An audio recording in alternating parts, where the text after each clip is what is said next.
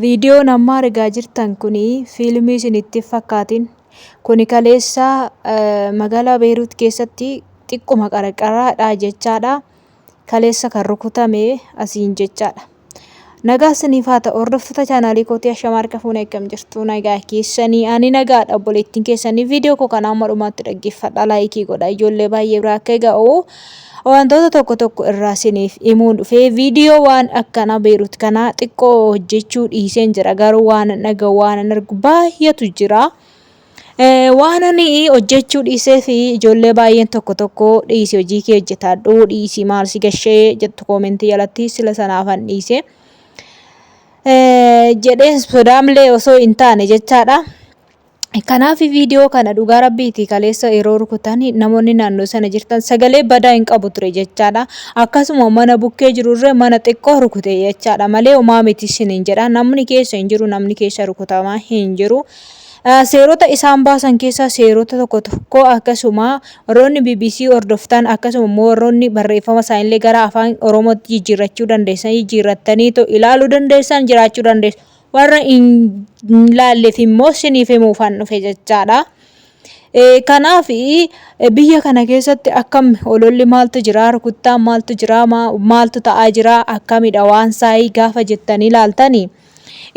Rukutamaatuma jirti. Guyyaarraa guyyaatti rukutamaa jirti biyyoota baadiyyaa isaa gubbaarras rukutamaa jiru. Akkasuma asuma magaalaa kana keessas rukutamaa jira jechaadha. Ijoolleen naannoo sana jirtan jiraachuu dandeessu. Viidiyoon amma isinitti argisiise kana ani xiqqoo irraan siqa aara isaan arga sagalee isaan dhagaa jechaadha. Aara isaan arga xiqquma narraa gadi siqa.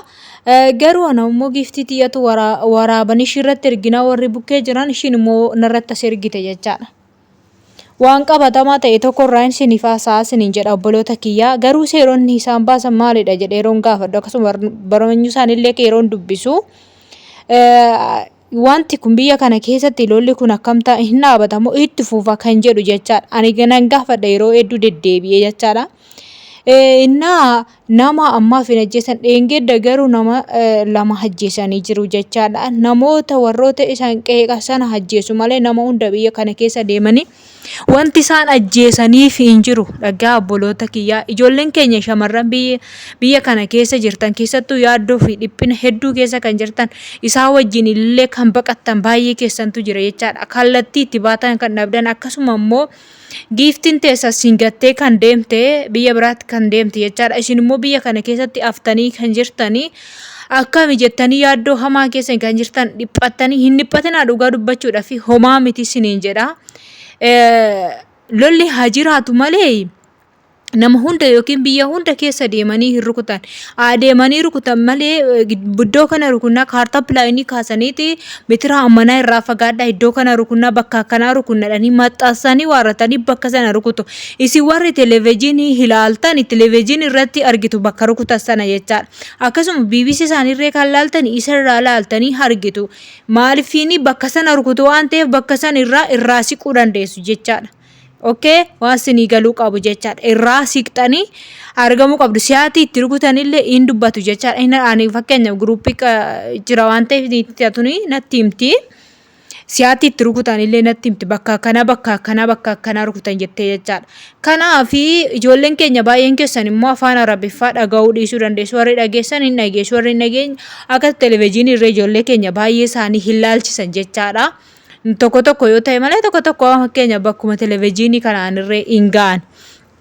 Hordoftoota chaanaalii koo kanaaf ijoolleen as keessa jirtan akkasuma ijoolleen biyya garaagaraa bakkee jirtan obboloonni keessan hiriyoonni keessan biyya kana keessa jiru hin dhiphatinaa dhugaa rabbiiti. Duunis jireenyis waaqayyoon harka jira. Kan nama uume isaa kan nama fudhatu isa malee ibidda miti kan nama fudhatu ibiddatti dabarsee ijoollee keenya hin kennu. Akkuma amantii keessanitti lafa jirtanitti kadhadhaa lafa jirtan dhaabadhaa.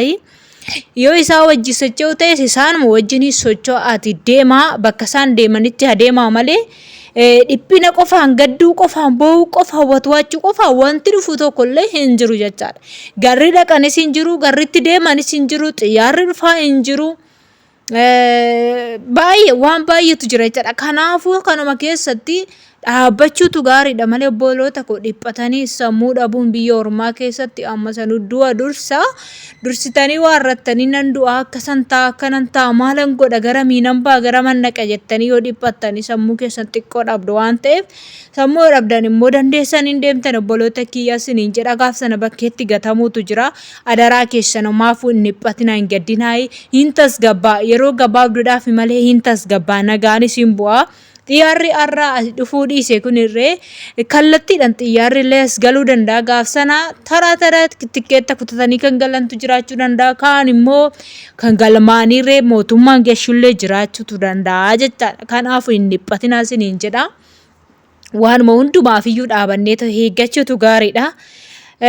Kallattii biraatuunis namoonni mokkoran yookaan anumti illee kallattiin ittiin galuuf mokkorillee baay'een qaba garuu milkoofne jechaadha sababiin isaa. Xiyyaarri biraa biyya kana seenuu hin danda'u. Kan biyya kanaa qofatu walii gadi deema jechaadha. Biyya kam keessa kan seenuu danda'u Itoophiyaa keenya seenne malee kan biyya kanaati. Ingadda amma otoo inni bu'uudhaaf deemu xiyyaarri biyya kanaa otoo bu'uudhaaf deemuti kan rukutan jechaadha. Akkasitti haarri isa xiyyaarrattas jechaadha jechaadha. Na arga ija kootiin akkasuma immoo televizyiinis ilaaleera jechaadhaan ol deebi'ee. Kanaaf isa kanaaf sodaa kanaaf mootummaan keenyas akka xiyyaarri biyya kana hin seenne godhe malee akka nu bannuuf yookaan akka nu duunuudhaaf akkasumatti nu laalee calliseef miti isin jechuu barbaada obboloota kiyya. Waanuma kamiifiyyuu dhaabannee obsuu barbaachisaadha ijoolleen hojii hin qabnellee hin jirtu yeroo ammaa kana keessatti bakka rakkoo baay'eetu jira rakkoodhuma sana keessa yaa ta'u malee dhiphinnis wanti fidu tokkollee hin jiru. Sanuma keessa dhaabadhaa waaqayyoon kadhadhaa rabbiin keessan kadhadhaa lafa jirtanitti hin boo'inaa isin dhiphatinaa isin birratinaa har'a maaltu ta'a boru maaltu ta'an jedhina dhugaa dubbachuudhaaf anamma keessi qoqaatatti bare maaliif yeroo duraa sanaa waggaa akkasitti sagalee baqqaa yeroo hunda tuskii sanaan sammuun koo baay'ee tokko baqqaa na dhiphata jechaadha hirriiba gaafan itti dhabee dhiphadhutu jira. Garuu amma yeroo tokko san keessatti yeroo darbatan keessatti takka onarra yaa'achaadha maaliif sodaasaa of keessaa baasee jechaadha of dhiphisuun homaa ofii gatii hin qabu jechaadha kan hunda sana keessa dhaabatanii waaqayyoo isa nama uume kadhachuutu irra gaariidha isiniin jedha hordoftoota chaanaalii kootii. Kanaaf seerota isaan baasan illee isa kanadha biyya hundarra bakka hundarra deemanii haa rukutan baankii isaanillee hin rukunna jechaa jiru. Baankii sanas immoo kan isaan rukutan baankii hunda miti yeroo rukutan sanattis immoo irraa siqaa jedhu BBC isaan ilaalaa bootaa sanarraa isin sa'aatii sanarraa isin siquu dandeessu isiniin jedha maatii sana wajjin maatii keessa hojjisittu waan hundarrayyuu immoo rabbii isa mana isin baase isa waan hunduma danda'u kana kadhachuutu isin barbaachisa waan dhaggeeffattaniif hedduu galatooma ijoollee baay'een keessan na gaafattu maalirra jira biyyi kun maal ta'ee waa'ee isaati hojjechuullee dhiiftee kan jettan baay'ee jira yeroo baay'ee maafan dhiisaa bakka cinqatii malee bu'aan qabu dheetumanii dhugaa rabbiiti jechaadha kanaafan dhiise malee waan biraattiif miti waan dhaggeeffattaniif hedduu galatoomaa yeroo gaarii naaf qabaadha baay'ee siin jaala baay'ee siin kabajaa baay'ee turtii gaarii chaaw.